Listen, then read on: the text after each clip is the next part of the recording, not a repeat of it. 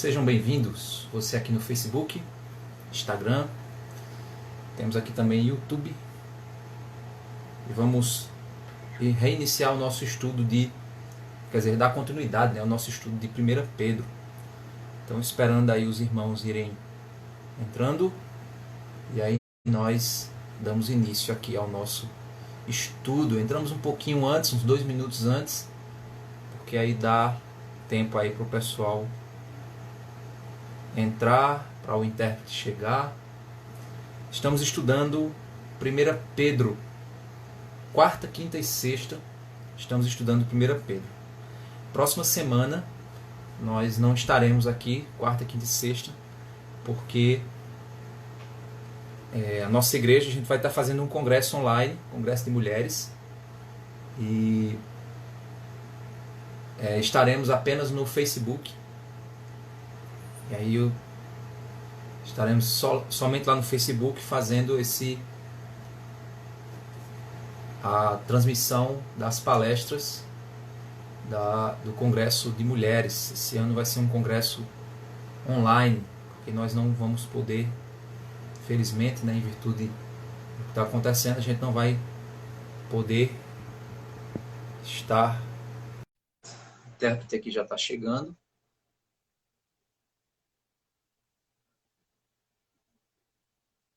Bem, irmãos, eu desativo aqui os comentários.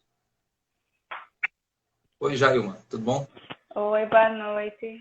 Boa noite. Eu desativo aqui os comentários, irmãos, porque os comentários atrapalham a visualização da intérprete, certo? Então, por esse motivo, eu desativo os comentários. Okay? Deixa eu mais um pouquinho. Ok.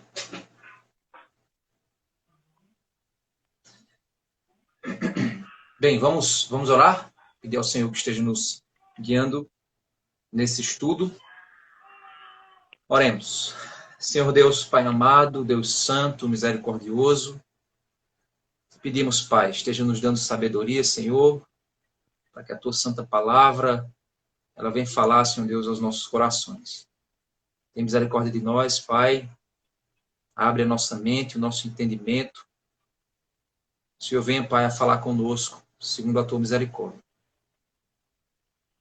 Que nesse tempo, Senhor Deus, que estamos vivendo, Pai, de isolamento, que o Senhor esteja concedendo a graça, Pai, de nós crescermos, Senhor Deus, em meio a essas lutas. É isso que nós te pedimos e agradecemos, Pai, por Tua bondade conosco. Em nome de Jesus. Amém. Bem, vamos lá. 1 Pedro, capítulo 4. A gente vai ler do verso 7 ao verso 11. 1 Pedro, capítulo 4, do verso 7 ao 11. Diz assim: o fim de todas as coisas está próximo. Portanto, sejam criteriosos e sóbrios para poderem orar. Acima de tudo, porém, tenham muito amor uns para com os outros, porque o amor cobre a multidão de pecados. Sejam mutuamente hospitaleiros, sem murmuração. Sirvam uns aos outros, cada um conforme o dom que recebeu, como encarregados de administrar bem a multiforme graça de Deus. Se alguém fala, fale de acordo com os oráculos de Deus. Se alguém serve, faça-o na força que Deus lhe dá, para que em todas as coisas Deus seja glorificado, por meio de Jesus Cristo, a quem pertence a glória e o domínio para todos sempre. Amém. Bem, como nós estamos em nossa série aqui de 1 Pedro, nós entendemos que o texto nos afirma, né, o livro, ele nos afirma verdades a respeito da nossa condição como peregrinos, como aqueles que estão peregrinando nesta terra. Nós não pertencemos a este mundo. O próprio Jesus Cristo havia dito isso. E esse mundo, ao ser criado, ele foi criado para que o homem tivesse uma amizade com o Senhor, relacionasse com o Senhor, mas apesar de que Deus deu a ele apenas uma única lei, nós quebramos a lei lá em Adão. E por isso a morte entrou no mundo, e por isso todas as coisas tendem ao caos, tendem à destruição. Se você tem esperança de que esse mundo será melhor, você não conhece as Escrituras. Se você tem esperança de que o ser humano vai ficar melhor, você está com a esperança equivocada, porque a Bíblia em nenhum lugar ela diz que este mundo ficará melhor, que o ser humano vai ficar mais amoroso. Pelo contrário, a Bíblia nos fala, as profecias nos falam, que o mundo jaz no maligno. A palavra nos fala isso. As profecias nos falam que o amor de muitos esfriará. A Bíblia nos fala que a iniquidade vai se multiplicar no mundo. A Bíblia também nos diz que o mundo geme, a criação ela geme, desejando a redenção da sua condição submetida a um mundo de pecado, a um mundo de queda. Então a palavra de Deus nos deixa claro que a condição natural desse mundo é caminhar para a sua destruição. Pois o homem em Adão caiu, pecou em Adão. E por esse motivo o homem, ele assinou a sentença de maldição sobre esse planeta, sobre essa terra, sobre essa criação, sobre essa dimensão. É por isso que Deus enviou seu Filho ao mundo para que viesse trazer ao homem a condição de retorno e tornar-se uma nova criatura. As primícias da nova criação. Então, nós não temos esperança neste mundo, mas nós temos esperança no mundo que virá. Nós não pertencemos a este mundo, nós pertencemos ao mundo do porvir. Mas, ao mesmo tempo, nós fomos chamados para sermos missionários neste mundo. Como novas criaturas pertencentes ao reino vindouro, nós fomos chamados a sermos participantes das aflições de Cristo na carne, para que, através da pregação do Evangelho, pudéssemos levar todos os eleitos de Deus ao conhecimento da verdade. E essa é a missão da igreja, ir por todo mundo, pregar o Evangelho a toda criatura, batizando-os, ensinando-os a guardar tudo o que eu vos tenho dito. Essa é a missão da igreja, é isso que nós estamos fazendo. E essa missão de pregar o Evangelho não é somente uma mensagem teórica. O poder do Evangelho não é simplesmente uma mensagem teórica, mas é uma mensagem prática de redenção. É uma mensagem vivenciada a partir da nossa condição de pessoas caídas, mas que são redimidas em Cristo Jesus. Então nós precisamos entender que somos peregrinos neste mundo, porque Deus nos pôs nesta condição para que nós pudéssemos viver uma vida de novas criaturas para glorificar, a partir de nossas boas obras, aquele que nos mantém neste mundo. Então, estamos como peregrinos aqui. Estamos de passagem nessa terra. E enquanto estamos aqui, estamos seguros nos braços do Senhor. Porque Ele nos deu uma missão para cumprir. E, meu irmão, você não morrerá sem que você cumpra a missão que o Senhor tem para a sua vida. Você é a pessoa mais indestrutível do mundo enquanto estiver no centro da vontade do Senhor. Enquanto Deus tiver algo a realizar através de você para alcançar aqueles que estão perdidos ou para glorificar o nome dele, Deus irá manter a sua vida aqui. O apóstolo Paulo, ele disse isso claramente. Ele disse: para mim o viver é Cristo e o morrer é lucro, mas a vida que eu vivo na carne, eu vivo pela fé do Filho de Deus. O apóstolo Paulo, ele também disse: se permanecer na carne traz proveito para Deus, para a obra de Deus, então eu prefiro ficar na carne, eu prefiro ficar aqui neste mundo. Então, meus irmãos, a grande questão no coração do crente não é o fato dele querer estar aqui ou querer estar lá, mas é o fato dele querer estar com Cristo. Estar com Cristo é o que de fato faz a grande diferença, porque não importa onde você está, o que importa é a companhia com quem você está. Então nós precisamos entender que o Senhor está conosco, nos acompanhando. Ele mesmo disse que estaria conosco até a consumação dos séculos. Então nós temos uma missão a cumprir neste mundo. Nós temos a responsabilidade de sermos sal e luz do mundo. E por isso, Pedro ele nos apresenta essa condição de peregrinos em um mundo caído, em um mundo que se levanta contra o Senhor, em um mundo que nega a Cristo como a resposta. E que quando nós somos filhos de Deus, nós nos comportamos como nosso Pai. Somos chamados a sermos santos, porque Ele é santo. E diante disso, nós acabamos por levantar a perseguição também contra nós. Pedro nos apresenta isso nessa carta constantemente.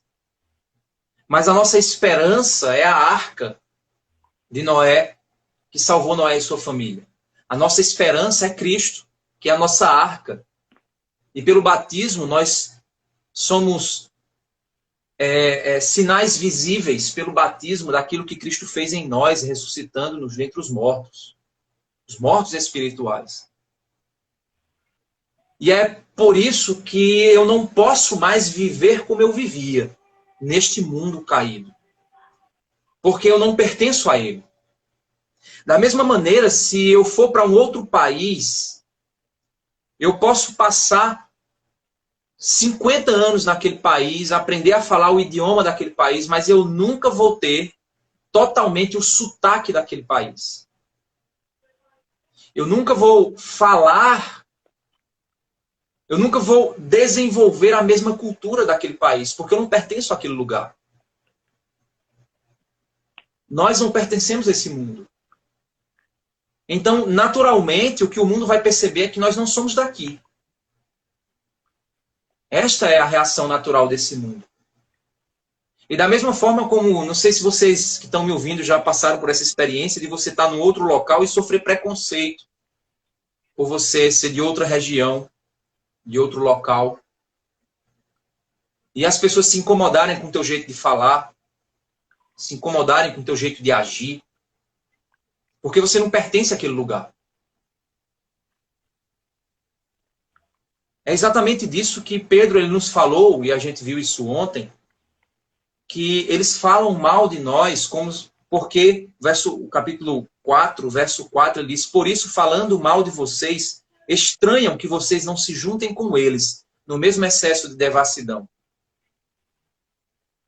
E é aqui, a partir do verso 7, que nós vemos, Pedro ele trabalhou aqui do capítulo 4, do verso 1, na realidade do capítulo 3, do verso 13, até o capítulo 4, verso 6, Pedro tratou a respeito do nosso relacionamento com quem é de fora, com os incrédulos. E agora ele vai começar a falar de como é a vida daqueles a maneira como nós devemos conviver com os nossos irmãos em Cristo. Então, perceba que o Evangelho ele não é simplesmente livrar você do inferno, mas é ele transformar a sua vida de dentro para fora, em toda a profundidade do seu ser. Você se torna uma nova criatura num corpo de um velho homem. E por isso, todas as dimensões da sua vida precisam ser transformadas. Porque se isso não acontece, é sinal de que não ocorreu conversão. Essa é a grande diferença. A obra de Deus ela é completa em nós. Ele está formando Cristo em nós.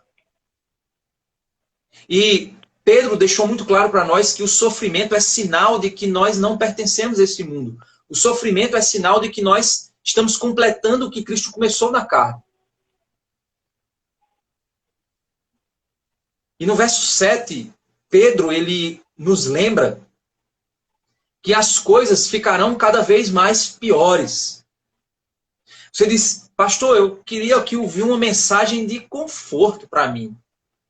Uma mensagem, talvez você queira que eu fique falando aqui. Tem muitos pastores que ficam o tempo inteiro falando só coisinha suavezinha, como se você fosse um menininho, uma criancinha, que eu tenho que ficar falando conto de fadas para você, para não ferir os teus sentimentos. Aí eu tenho que ficar, não, é porque a gente tem que ter, nas horas de crise, a gente tem que ter palavras de exortação para os irmãos. Sim, temos que ter palavras de exortação, mas temos que ter palavras de realidade para as pessoas. A vida cristã não é uma vida de ilusão, é uma vida de realidade. Pedro nos deixa claro aqui que o fim está próximo. E olha só o que é que ele diz na sequência. Portanto, sejam criteriosos e sóbrios para poderem orar. Olha só. Olha a relação que existe entre oração e o fim dos tempos. Olha que interessante. Para você que chegou agora, 1 Pedro capítulo 4, verso 7. 1 Pedro capítulo 4, verso 7. Irmãos, por que existe relação entre oração e realidade? Pedro, ele nos chama a oração, mas ele diz, olha, sejam criteriosos, tenham critérios, saibam entender as decisões que vocês precisam tomar. Saibam ler os cenários reais do mundo. Meus irmãos, falar da verdade de que o mundo irá piorar não deveria dar para nós crentes desespero. Sabe por quê? Porque Cristo disse que as dores de parto, elas viriam. E o apóstolo Paulo, ele disse que, eu não lembro agora se o apóstolo Paulo se foi o próprio Cristo que disse, que a mulher, ela fica com medo quando se aproxima o dia do parto, porque ela sente medo das dores do parto. Mas aquele momento de tristeza nela, aquele momento de angústia dela, quando vai se aproximando e as dores vão se intensificando e ela vai ficando cada vez mais angustiada, aquilo se transforma em alegria quando a criança nasce. E Cristo diz que nós estamos passando pelas dores de parto. O mundo, cada dia mais, vai sentir esses espasmos. Esse coronavírus, ele vai passar, ele vai acabar. O mundo vai voltar, talvez, ao normal. Mas o mundo vai esquecer o que aconteceu. Vão começar a encontrar culpados na política, na ciência, encontrar explicações das mais diversas para dizer, não, agora a gente está entendendo o que foi que aconteceu. É culpa da China, é culpa de não sei quem, é culpa dos Estados Unidos, é o capitalismo, é o esquerdismo. O mundo vai impor suas explicações sobre o que está acontecendo. O mundo vai encontrar suas milhares de explicações, todas para dizer, não é a mão de Deus. Deus pode usar a China? Pode. Usar os Estados Unidos? Pode. Deus pode usar qualquer coisa que Ele quiser, Ele pode usar. Mas uma coisa nós sabemos, Deus é soberano. Então, meu irmão, se nós vemos o mundo caminhando para condenação, é prova de que a nossa fé é real. Porque a Bíblia já nos prepara para isso. Então, qual a relação entre oração e o fim de todas as coisas? No fim do verso 7, ele diz, para poderem orar. Então, olha só. O início do verso 7, ele diz, o fim está próximo. Na minha tradução é NAA. Ele diz, ponto e vírgula. O fim está próximo, ponto e vírgula. Agora, vamos emendar o início do... Vamos emendar o início do texto com o fim. O fim está próximo, para poderem orar. Meus irmãos, a oração é a ferramenta que Deus nos deu para encontrarmos direção através da palavra. A oração é a ferramenta que Deus nos deu para acessarmos aquilo que é eterno do Senhor, para descansarmos de nossas ansiedades, de nossas angústias. A oração é o que abre os céus para que a gente possa acessar o Senhor, sermos ouvidos pelo Todo-Poderoso, abrirmos o nosso coração e a nossa angústia para aquele que nos entende, que compreende as nossas dores. Como ninguém, ele entende as nossas dores muito mais do que eu posso entender de mim mesmo. Então, qual a relação entre o fim de todas as coisas e a oração? Meu irmão, cada vez mais que o fim se aproxima, as situações vão ficar cada vez mais angustiantes. Augusto Nicodemos, ele falou uma coisa interessante um dia desse, uma mensagem que eu ouvi. Ele disse o seguinte: o coronavírus, essa pandemia, é permissão de Deus para nos lembrar que nós não pertencemos a esse mundo. Meu amigo, meu irmão, entenda uma coisa. Se você está desesperado por causa desta pandemia, é sinal de que a tua esperança está no lugar errado. Porque esperança significa esperar. Se você está esperando ter uma casa maior e agora você vai ficar desempregado, você se desespera. Sabe por quê? Porque você perde o que você esperava. A minha esperança era aquilo. Então agora eu vou ficar desempregado. Então, já que eu vou ficar desempregado, o que eu esperava não vai vir até mim. Então eu perco a minha esperança. Você está entendendo isso?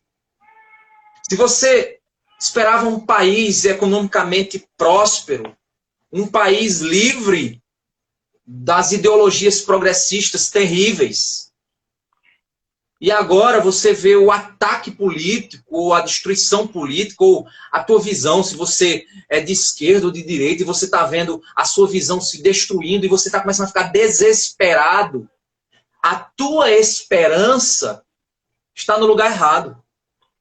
Você está entendendo isso? Meus irmãos, nos momentos em que a vida, o mundo, vai cada vez mais ficar difícil, porque isso é uma realidade. A Bíblia diz que o amor se esfriará de quase todos, por se multiplicar a iniquidade. Já está difícil, vai ficar pior. E isso é o que as Escrituras nos ensinam. Então, meu irmão, se eu vejo o mundo piorando, o que eu espero dele? Nada. Eu não espero nada deste mundo. Então por que eu vou me desesperar se Deus, que disse que eu não deveria pôr minha esperança no mundo, está mostrando que o mundo não tem nada a se esperar? Por que então vamos desesperar? Eu posso entristecer pela dor dos outros? Posso sim, eu sou ser humano. A Bíblia diz que Deus ele não sente prazer na morte do ímpio. Eu posso sim sentir, ficar triste pelas coisas que se vê. Eu posso, natural. Eu tenho que sentir isso. Quem quer ver crianças passando fome? Quem quer ver abortos sendo feitos aí no nosso país? Quem quer ver isso? Ninguém quer ver isso. Enquanto cidadãos desse mundo, devemos sim apresentar a visão do reino de Deus. Olha, isso é crime. Olha, isso é pecado. Olha, não vai por aí. Devemos sim. E quando as pessoas perguntarem, como Pedro diz, quando eles perguntarem acerca da esperança que há em vós, aí você diz, olha, sabe por que eu creio que o aborto é pecado? Porque o meu Deus, o meu rei, o meu redentor, ele me mostrou pela palavra que o mundo está caído. E nós vamos responder com a nossa esperança. Mas a nossa energia, a nossa paixão não tem que estar nesse mundo. E aí por que você está agora... Pastor, o que isso tem a ver com o que Pedro está dizendo? Vamos ler de novo. O fim de todas as coisas está próximo. Portanto, sejam criteriosos e sóbrios para poderem orar. Sejam criteriosos. Entenda os sinais. Entenda as épocas. Entenda os pontos. Entenda a verdade da palavra revelando o que o mundo é.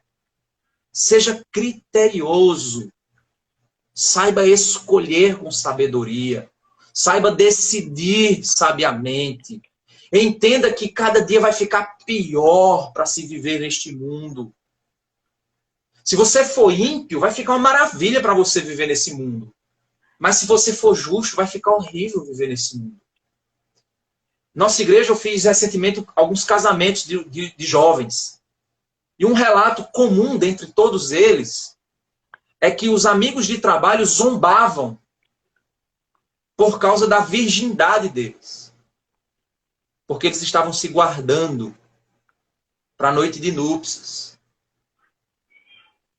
E os amigos de trabalho zombavam, faziam piada, desmoralizavam eles. E eles sofriam com aquilo. É um tipo de perseguição. Estou usando como exemplo. Agora, se você for mundano, sai por aí ficando com todo mundo, sexo adoidado com qualquer um, põe foto no Instagram que saiu com sei quem, que estava na cachaça, que estava na farra, que estava...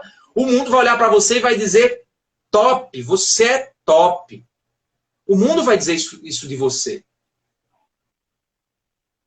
Então, para quem é justo, filho de Deus, vai ficar cada dia mais difícil viver nesse mundo.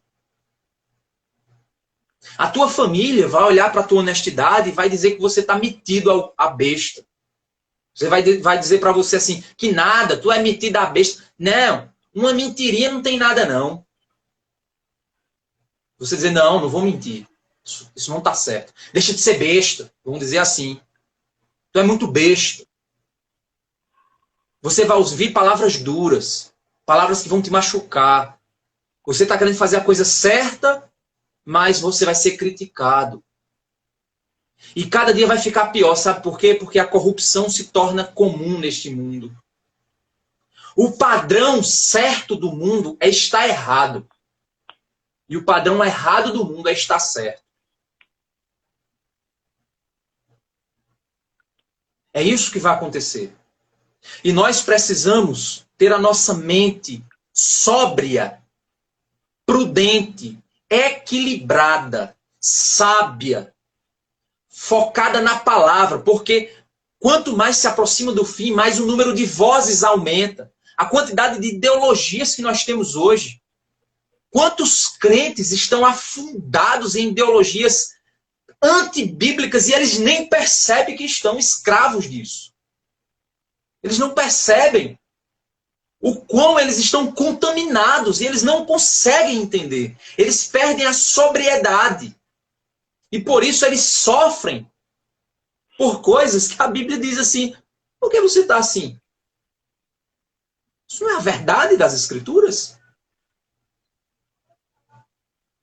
Crentes que vão detestar aqueles que pregam a verdade e vão amar os que pregam a mentira, disfarçada de coisa bonita, de coisa amorosa. Vai ficando difícil. Por isso que Pedro diz, o fim está próximo. Portanto, sejam criteriosos e sóbrios para poderem orar, porque Deus nos chama, nos conclama a sermos participantes de sua obra através da oração. Eu devo orar por aquele meu familiar que não entregou a vida a Cristo. Devo orar. Vou sofrer porque ele endurece o coração. Ele escuta mais a religião do que a palavra de Deus. Vou sofrer por isso. Vai doer no meu coração.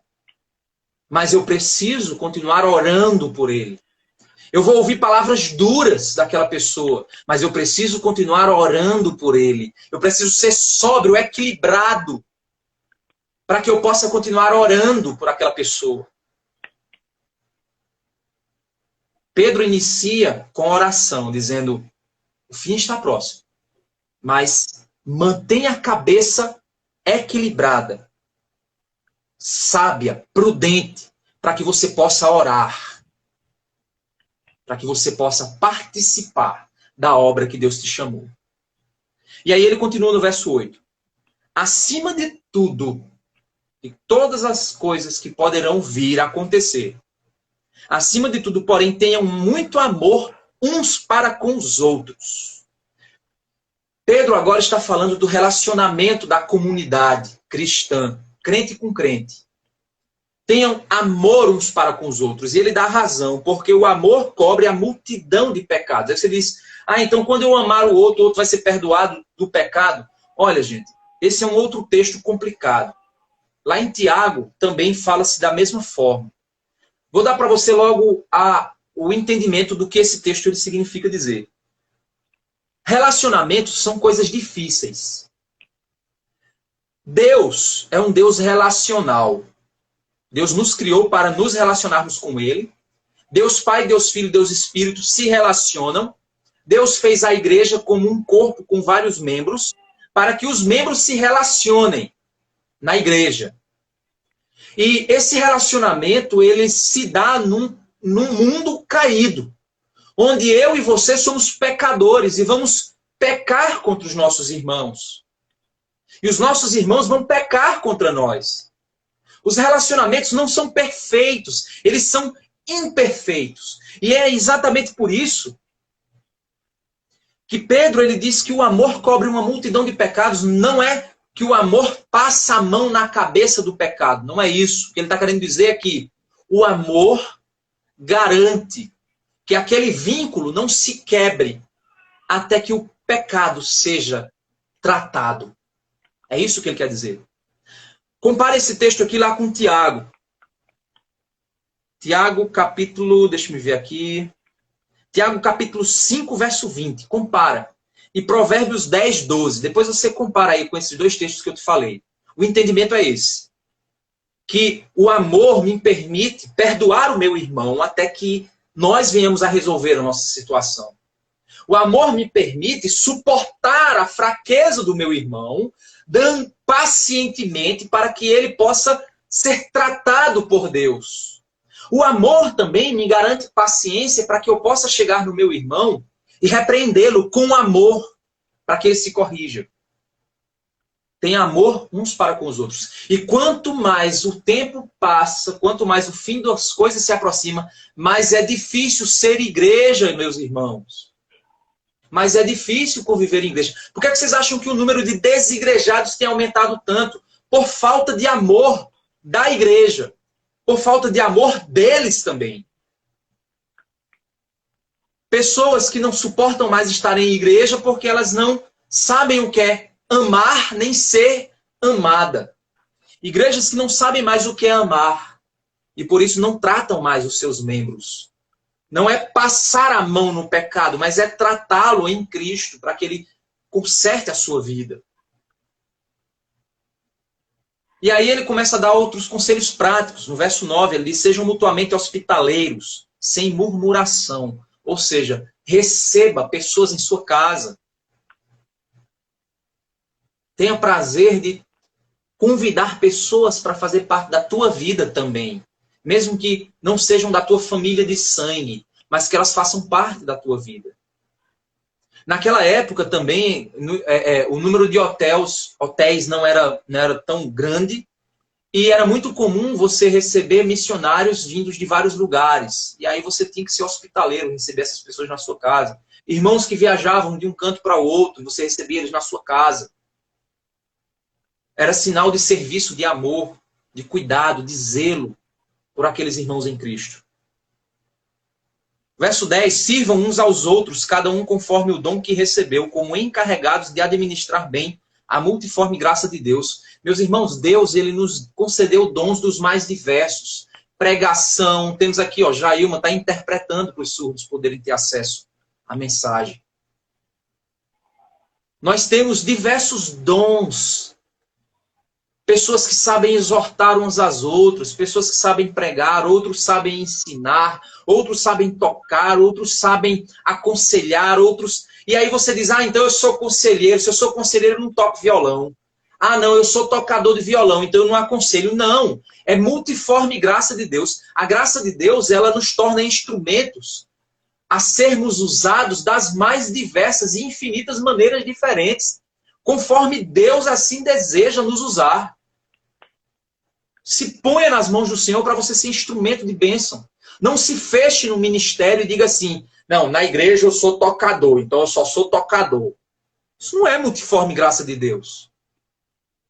Multiforme graça de Deus é você ser tocador, é você ajudar um irmão necessitado financeiramente na hora que precisar, é você aconselhar um irmão em Cristo na hora que ele precisar, é você aprender, você dar uma aula, é você mandar uma mensagem para alguém que talvez esteja precisando ouvir essa mensagem. É a multiforme graça, é a maneira como Deus opera das mais diversas maneiras no meio do povo dele. Ninguém é autossuficiente. Eu não consigo me servir a mim mesmo. Não é assim que funciona. Eu não consigo, aí você diz assim, ah, pastor, então você estuda a palavra, você não precisa ouvir pregação. Preciso, sim. Eu não sou autossuficiente. Eu preciso de oração, eu preciso de pessoas, de ouvir mensagens, pregações, eu preciso de tudo isso. É a multiforme graça de Deus. O que eu ofereço para outro, eu também preciso receber de outro para mim. E cada um de nós se complementa nessa grande engrenagem que Deus fez como sendo a igreja. No verso 11 ele diz, se alguém fala, fale de acordo com os oráculos de Deus. Se alguém serve, faça-o na força que Deus lhe dá, para que em todas as coisas Deus seja glorificado por meio de Jesus Cristo, a quem pertence a glória e o domínio para todo sempre. Amém. Então, irmãos, tudo isso é para a glória de Deus. Tudo isso é para a alegria do povo de Deus, que convive conforme a vontade de Deus. Se alguém pregue conforme os oráculos, conforme a palavra, conforme o que Deus revelou. Se alguém serve, sirva com amor e com a força que Deus supre a você. Faça tudo isso recebendo de Deus a capacidade de fazer. Torne-se um vaso nas mãos do oleiro. Torne-se instrumento de Deus para levar a graça de Deus o mais longe possível. Sendo instrumento do Senhor nas mais diversas maneiras. E tudo isso redunda em beleza, glória, louvor a Cristo. Porque foi Ele quem conquistou para nós essa passagem, esta porta de entrada, a graça de Deus. Irmãos, quando nós nos colocamos nas mãos do Senhor e nos tornamos instrumentos da graça de Deus, é sinal de que nós somos participantes desse corpo. Esta é a única maneira de nós sobrevivermos e crescermos como cristãos neste mundo caído, neste mundo que vai se levantar contra a nossa fé, neste mundo que vai me perseguir, vai perseguir você por pregar a verdade. Mas quando nós nos unimos como comunidade, como povo, quando nós nos ajudamos, quando nós cuidamos uns dos outros, nós passamos a peregrinar por esta terra de maneira gloriosa em direção a Jerusalém Celestial. Pessoas que se isolam não provam isso. Irmãos, eu já tive momentos de tristeza na minha vida. Como foi bom ouvir um irmão falando comigo. Como foi bom saber que tinha alguém orando por mim. Como foi bom eu poder entrar em contato com alguém, conversar com ela e expressar a minha dor, expressar a minha angústia, e aquela pessoa me dar uma palavra de conforto, de consolo. Como foi bom. Nós não somos ilhas. Se você acha que não precisa da igreja, você precisa de Cristo. Porque quem tem a Cristo sabe que precisa da comunidade da igreja. Pastor, mas eu tenho minha família é tudo de crente. Não é suficiente. A igreja de Cristo é a família de Deus. A família de sangue não é a igreja de Cristo. A sua família de sangue pode estar dentro da igreja de Cristo, mas ela não substitui a igreja de Cristo. Não é assim que funciona. A igreja de Cristo é a reunião de todos aqueles de várias línguas, povos, raças, nações. É um muro de separação que derruba pessoas que antes nem se conheciam. Como é bonito você estar numa comunidade, numa reunião, aí você conversa, tem um que é caminhoneiro, tem outro que é empresário, tem outro que é médico, tem outro que é engenheiro, tem outro que é professor, tem outro que é comerciante, tem outro que é... E aí você diz, o que é que une todas essas pessoas mais financeiramente abastadas, outras mais pobres financeiramente, mas elas estão reunidas no mesmo lugar? O que é que reúne esse povo? O evangelho da graça é o que une preto e branco, rico e pobre. É o que reúne todos. É muito fácil ser unido com o sangue. É muito fácil. Está ficando difícil cada vez mais. A gente vê aí quando famílias se desfazem quando os pais morrem. Por um pecado que já existia dentro da família. Mas a família de Deus, ela deve ser o lugar onde eu encontro refúgio deste mundo perverso. Então que Deus nos abençoe, nos capacite a vivermos segundo a graça dele, a entendermos que o fim está próximo e por isso precisamos orar, ter uma mente consciente, não nos deixar desesperar, mas orar para encontrar esperança. Entendermos que a comunidade é o lugar onde eu vou me tratar e tratar os outros. Onde eu vou servir uns aos outros, segundo a força que o Deus me dá. E é lá onde eu vou, em meio a toda essa tribulação, eu vou encontrar esperança. É no meio do povo de Deus que eu entendo que existem pessoas que pensam igual a mim, que sofrem como eu sofro, que esperam no que eu espero, a volta de Cristo. Isso me fortalece. Então que Deus nos abençoe e nos capacite. Vamos orar? Oremos. Senhor Deus, Pai amado, Deus santo e misericordioso. Obrigado, Pai, pela tua graça, tua bondade e tua misericórdia. Nos ajuda, Senhor Deus, a valorizarmos a família de Deus.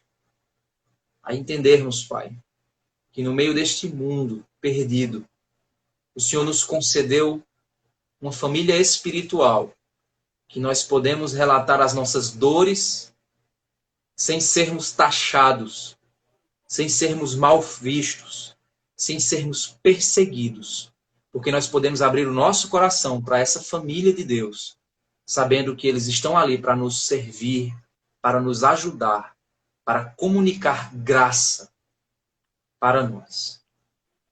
Nos capacita, Senhor, a sermos instrumentos teus da multiforme graça do Senhor. É isso que te pedimos, em nome de Cristo Jesus. Amém. Então, Deus te abençoe, que o Senhor esteja guardando sua vida, que Deus esteja guardando seu coração. Cuidado com aquilo que você escuta, cuidado com contaminar a tua mente com aquilo que é ruim. Existe um mundo querendo manipular o cristão. Existe um mundo tentando tirar o teu foco. Você diz, não, mas a mídia ela não está pensando isso, não.